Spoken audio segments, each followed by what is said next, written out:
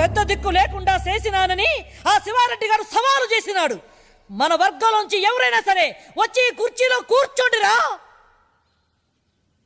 ఏరా బుచ్చిరెడ్డి,